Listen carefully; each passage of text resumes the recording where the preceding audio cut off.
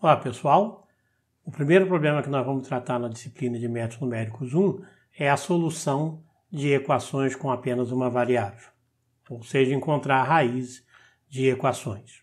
Então esse vídeo e alguns dos seguintes vão ser dedicados a esse assunto. Então lembrando a definição, se você tem uma equação a ser resolvida f de x igual a 0, eu vou colocar aqui o x estrela como sendo a minha raiz, o valor de x para qual a função é igual a 0. Antes de sair procurando a raiz, a gente deveria ter alguma maneira de saber se essa raiz existe ou não. Para isso, existem alguns teoremas que nos ajudam ou que nos dão confiança sobre a existência da raiz. E a gente vai discuti-los aqui rapidamente. O primeiro e o mais importante é o teorema do valor intermediário.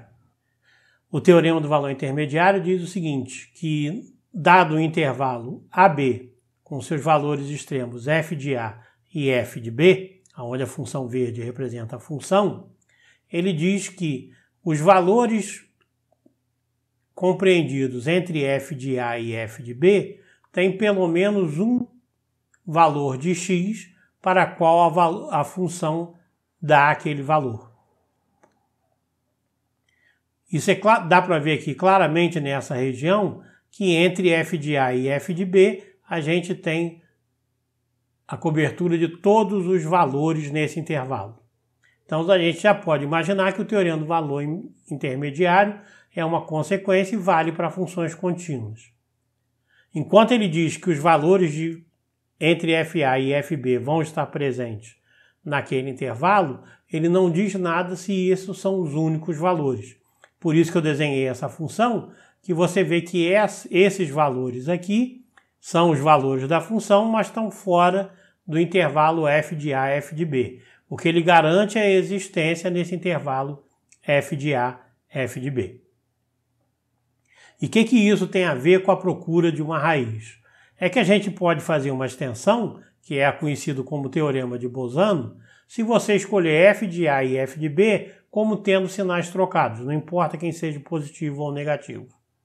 Se por acaso de f de A até f de B os sinais são trocados, isso significa que em algum momento a função passou por zero. E se a função passou por zero, isso garante que a gente tem uma raiz naquele intervalo.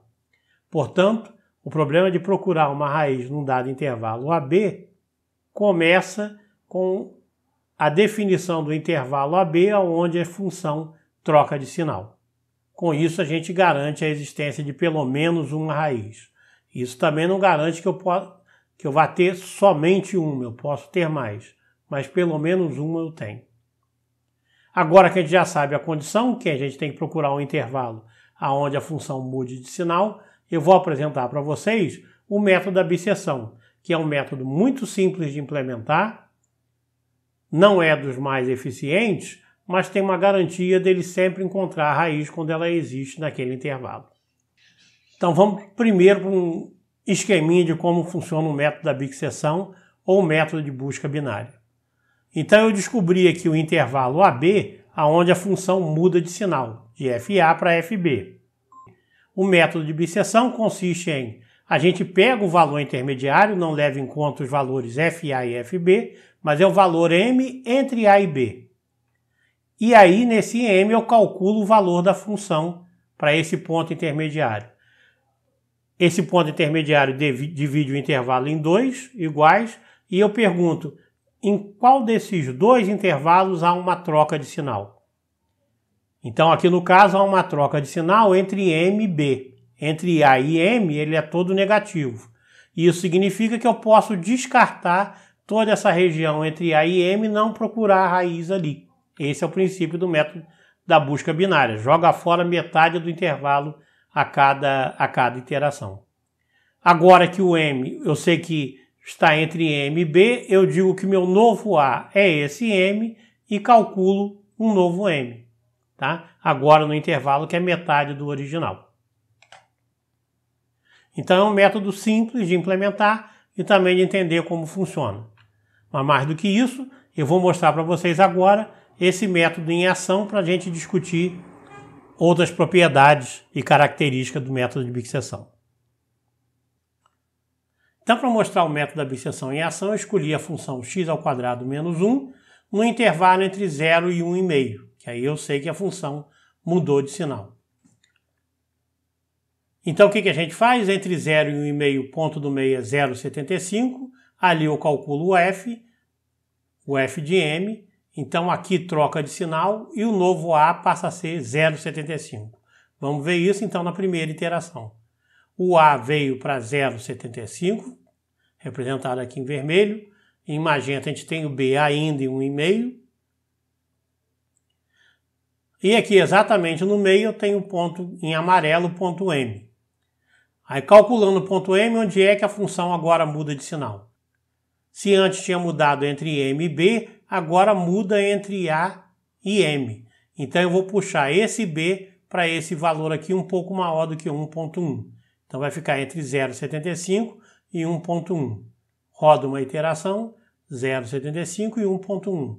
Calculo um novo m. Você observa que agora esse m está alternando, o valor da função para m alterna entre valores negativos e positivos. Veja só, na próxima iteração ele é positivo, na próxima ele volta a ser negativo, e a cada iteração, como a gente discutiu, o intervalo cai por um fator 2. Eu vou fazendo isso, então a gente já dá para ver aqui que por essa saída ele nunca chega em 1, porque oscila de um lado ao outro, mas chega em 1 dentro de uma precisão que eu posso determinar qual é, e que eu vou discutir com vocês em detalhes, fazendo mais algumas iterações. Você pode ver que eu posso colocar isso aqui tão pequeno quanto eu queira. Eu já aproveito aqui para apresentar o outro método, que é o método de falsa posição ou regula false.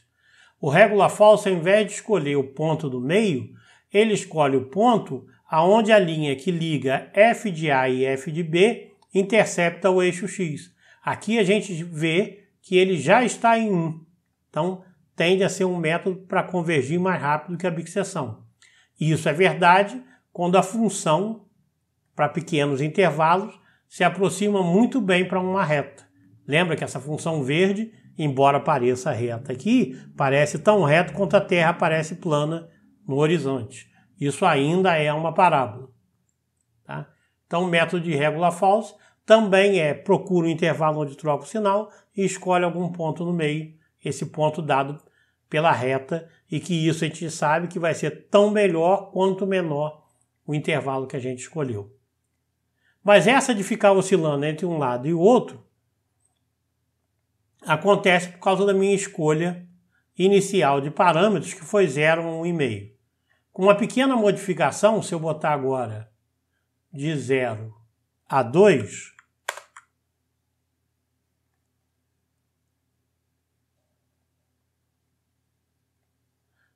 de 0 a 2 ele está em 1, e se eu rodar o programa, ele não sai de lá, exatamente porque ele já encontrou a raiz está em 1.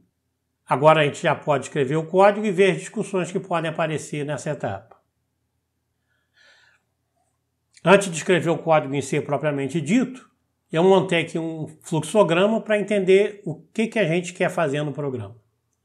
Então a minha função que vai calcular a raiz, vai tentar encontrar a raiz pelo método de bicseção, ele pede como entrada o intervalo, isso é claro, qual é o número máximo de iterações que eu posso fazer e também qual é a tolerância que eu quero ou a precisão que eu quero na minha raiz. Então pego esses dados de entrada, calculo o ponto do meio entre A e B e pergunto, o produto FA-FM é menor do que 0? Se isso é menor do que 0, significa que A e M têm sinais trocados, ou seja, a raiz está naquele intervalo. Se está entre A e M, eu chamo meu novo B de M. Se não, meu novo A é que passa a ser o M. Então depende se o sinal troca de um lado ou de outro. Eu poderia ainda botar a condição se FM igual a 0, que é sinal que encontrou a raiz. Independente do que aconteceu aqui, se foi o A ou o B que foi trocado, o próximo passo é perguntar, esse valor de M, você está satisfeito com ele como raiz? Esse critério a gente vai discutir mais à frente. Se por acaso eu estiver satisfeito, eu peço para imprimir o valor m, que é o valor da raiz, o valor de f de m, que é o valor da função, e que eu espero que seja tão perto de zero quanto possível. Quantas iterações eu fiz e quem é o b menos a, porque o b menos a me dá uma ideia de qual é a incerteza que eu tenho naquele m. Eu não preciso mais do número máximo nem da tolerância, mas eu preciso desse b menos a como se fosse o equivalente à incerteza e meu número de iterações para saber se esse valor é igual ao máximo, significa que eu não consegui achar uma raiz com aquela precisão. Se eu não estou satisfeito, eu faço mais uma iteração, escolhendo um novo valor de m com a e b modificados, faço o mesmo teste, faço de novo o teste, sou satisfeito e faço tantas iterações quanto as necessárias até imprimir meu f, fm, t e ba, onde eu saio ou porque o número de iterações estourou ou porque eu atingi uma variação entre b menos a, que é menor do que a precisão que eu gostaria para aquela raiz. Com a ideia do código já na cabeça, representado por aquele histograma, a gente pode partir para o desenvolvimento do código em C. Esse é o programa, então, representando o fluxograma que eu acabei de apresentar. Os dados de entrada são a e b do intervalo, o valor máximo de iterações e a tolerância. A minha função bisseção, ela tem como entrada a e b do intervalo, o número máximo de iterações, que eu salvei aqui nessa variável iter, e a tolerância. Além disso, eu passei aqui o f, que vai ser a função ou a equação que eu quero resolver, e me retorna exatamente a raiz. Tá? E eu peço para imprimir tudo isso. Então vamos ver quem é o f. x2 menos 1. E agora vamos ver como eu montei a função bisseção. A função bisseção, então, tem a função f como argumento, porque aí eu posso usar a mesma bisseção para funções diferentes, ao invés de colocá-la aqui dentro. Então tem uma função f que eu passo por parâmetro, o intervalo AB, o número de iterações máximas e o erro, que são salvos nessas variáveis n máximo e tolerância. O que eu vou fazer esses são os valores máximos. Mas aqui dentro eu vou ver quais foram os valores que realmente eu necessitei e mando a saída através dele. Por isso eu uso ponteiros para poder modificar dentro dessa função. Então eu calculo o valor intermediário, calculo o valor da função daquele m, onde eu botei numa variável fm, porque o f de m, essa função do valor m, vai ser usada mais de uma vez nessa função e com isso eu evito cálculos repetitivos da função. Faz apenas uma vez e salva aquele valor. Se fm igual a zero, significa que eu encontro a raiz, então eu saio do loop e retorno na função esse valor de m como a raiz. Se não, eu pergunto, mudou o sinal entre a e m? Se mudou entre a e m, b passa a ser o m. Se mudou entre m e b, então o a que passa a ser o m. Essa é uma iteração.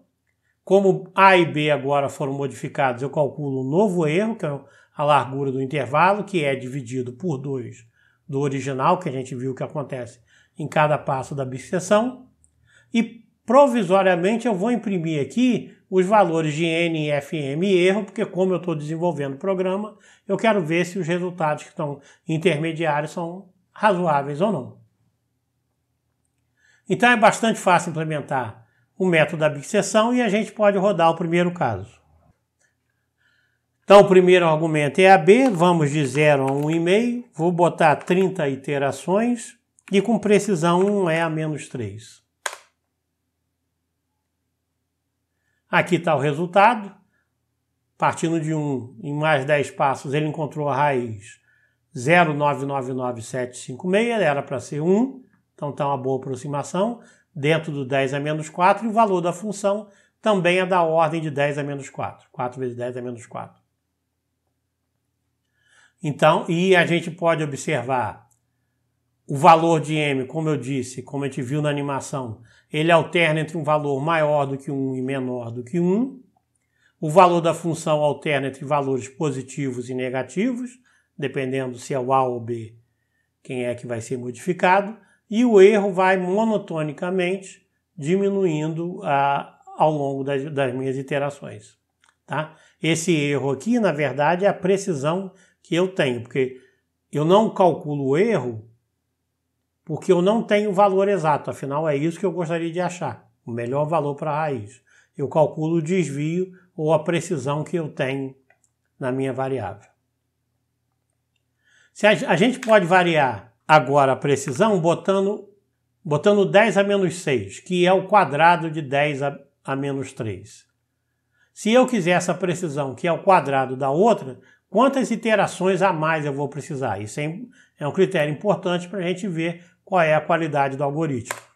Agora, com 10 a menos 6, o erro realmente até foi da ordem de 10 a menos 7. A raiz é 1, com pelo menos 6 casas decimais. O f é bem pequeno, é 10 a menos 7. E para poder encontrar a raiz numa precisão que é o quadrado da outra, eu precisei apenas do dobro do número de iterações, tá? O que é muito bom. Afinal, eu quis o quadrado da precisão e bastou fazer 2 vezes o número de iterações. A gente ainda vai ver por que isso acontece. Então, nosso código C está funcionando e eu gostaria de chamar a atenção aqui para qual foi o critério de parada que eu escolhi, que foi a diferença entre B e A, ou seja, a largura do intervalo do último intervalo. Esse é um critério de parada, pegar o B menos A. Existem outros e isso a gente vai discutir a seguir. Vamos examinar então alguns possíveis critérios de parada, né, ou de determinação da precisão da minha resposta. Por que existe mais de um e qual a vantagem de um ou outro? O que eu usei foi B menos A menor que a tolerância que eu dei. Eu poderia ter usado um outro, que é o valor da função naquele ponto da minha raiz aproximada ser menor do que a tolerância. Afinal, esse valor aqui, eu quero que seja tão perto de zero quanto possível. Zero seria achar a raiz com exatidão. Um outro critério seria o quanto que o m variou de uma iteração para outra, já que o B menos A vai caindo a metade e o m vai ficando ali no meio. Então eu tento ver, boto como critério de parada, quando o m variou um pouquinho, ali essa é a precisão que eu teria no meu m. Eu posso fazer isso melhor ainda, calculando quanto eles variaram de uma maneira relativa, ou seja, não só a diferença entre o m de um passo e o m no passo seguinte, mas a diferença entre eles dividido pelo valor de m, que me dá essa diferença relativa ao invés da diferença absoluta que está aqui. Por que eu preciso de 4 critérios de parada? Vou dar um exemplo. Para essa função que eu escolhi aqui, x elevado a 10 menos 1 dividido por 100.000, a raiz ainda é x igual a 1, no intervalo 0 e 2, que foi o que eu tinha escolhido. Mas observa como é essa função. Ela é uma função que vai rapidamente a 0, ela só cruza aqui em 1, mas na proximidade de 1, ela é praticamente chata, praticamente plana. Ou seja, se eu usar esse critério do módulo de fm menor do que um dado valor epsilon, porque é que todo o valor da função é muito pequeno, qualquer valor de x nessa região serviria. E aí a minha incerteza na raiz ia ser horrível, né? Embora no valor da raiz seja boa, no f de m, na posição dela é muito ruim. Por outro lado, se eu estivesse analisando, imagina que a raiz estivesse aqui, onde a função varia rapidamente. Se a função varia rapidamente, uma pequena variação em x ia dar uma grande variação em m. E aí, o B menos A é que não seria adequado. Então, qual dos dois eu devo usar? Na verdade, o ideal é que você tenha uma ideia de como a função se comporta perto da raiz. Se ela é praticamente plana, o melhor é você usar o B menos A menor que epsilon. Se ela é praticamente em pé, esse aqui é mais adequado. Esse aqui parece satisfazer as duas condições, é algo mais apropriado do que as duas, e esse aqui melhor ainda. O inconveniente desse é que se na procura pela raiz você passar por um valor intermediário, m, que seja zero, essa função não é definida, tá? Mas aí você pode apelar para essa. Então, em princípio, sabendo como a função comporta próximo à raiz, eu escolho ou esse critério ou esse, ou esse ou esse. Se for muito rápido, eu escolho esse. Se não, eu posso escolher esse. E se eu não tiver muita ideia, esse daqui parece ser uma escolha razoável. Esses critérios determinam quantos passos eu preciso até chegar à minha precisão. Nota que eu uso esse critério porque, por exemplo, o tempo de computação não faz muito sentido, porque isso depende da máquina, depende do tamanho do intervalo que você pegou. Quanto maior o intervalo, mais passos eu vou precisar. Então não é uma medida independente, digamos assim, da qualidade do algoritmo. Uma das medidas é como que esse algoritmo se aproxima do valor que satisfaz o meu critério de parada.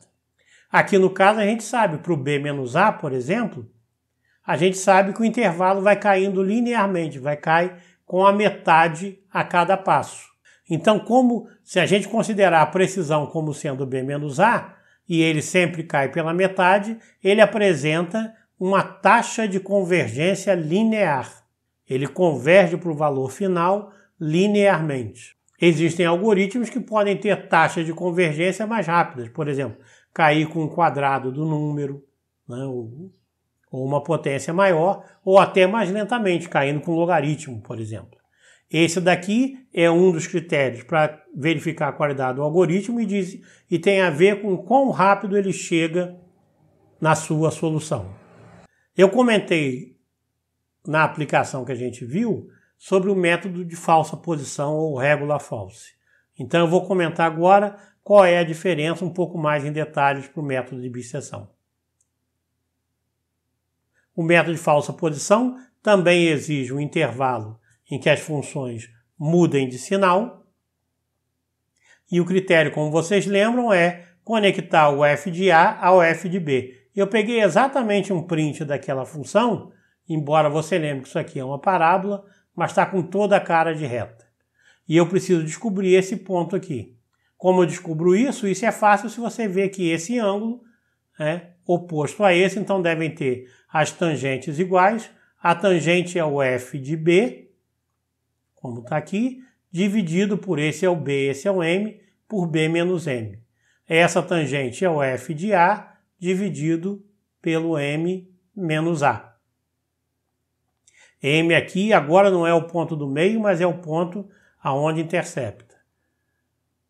Para essa comparação ser justa, eu pego o módulo de FB e FA para garantir que ambos sejam positivos.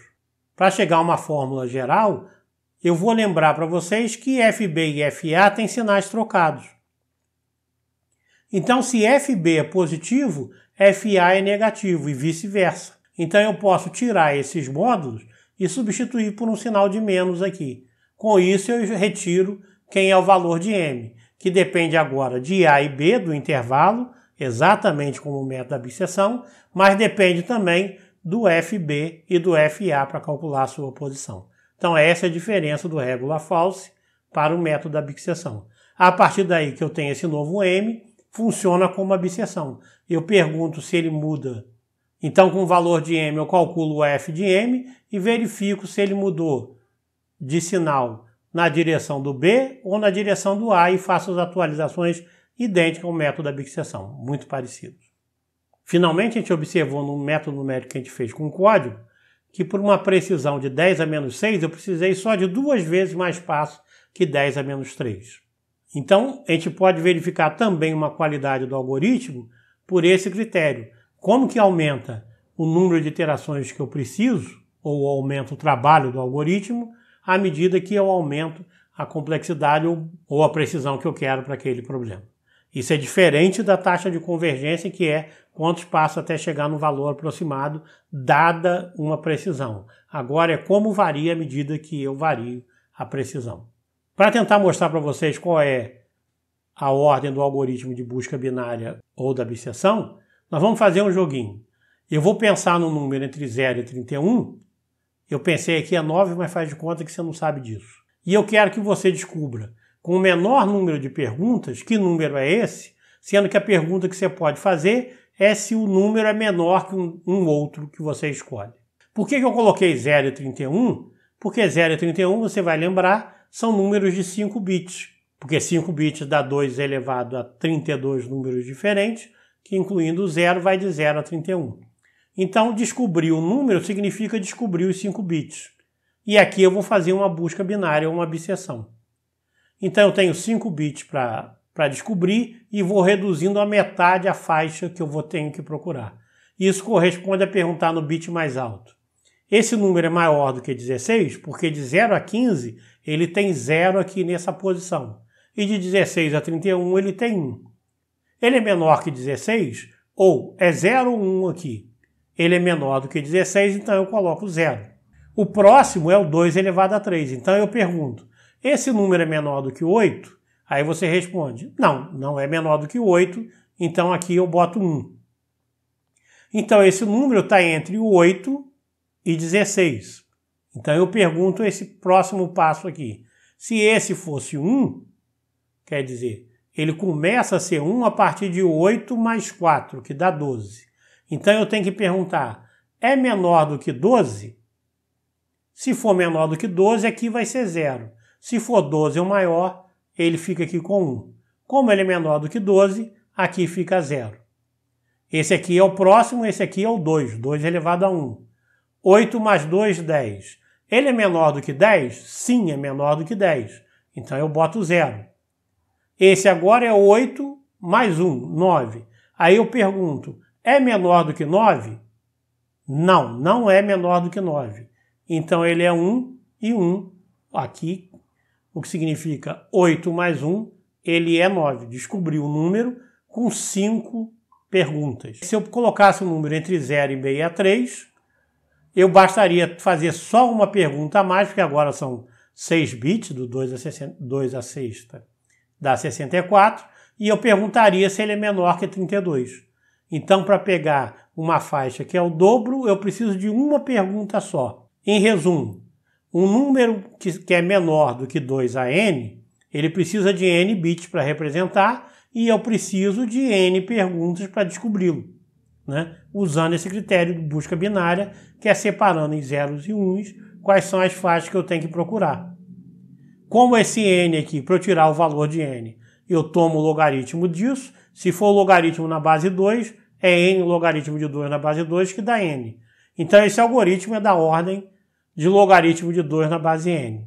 Como eu estou interessado só na velocidade com que essa complexidade cresce, log de 2 ou log de 10 dá no mesmo, porque ele divide por uma constante. E eu estou interessado só no crescimento.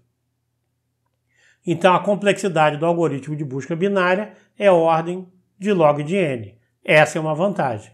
A outra vantagem da busca binária, ou da abscissão e regular false, como eu falei anteriormente, é que eles garantem que vão encontrar uma raiz naquele intervalo desde que troque de sinal entre A e B. O problema da busca binária até agora é aquela taxa de convergência linear, que significa que eu posso, apesar do número de passos não crescer muito quando eu cresço a minha precisão, esse número de passos ainda pode ser grande. Para isso a gente desenvolve outros métodos alternativos que possam ter uma taxa de convergência maior. Mas isso é assunto para os próximos vídeos e eu espero vocês lá. A gente vai ficando por aqui. Até lá!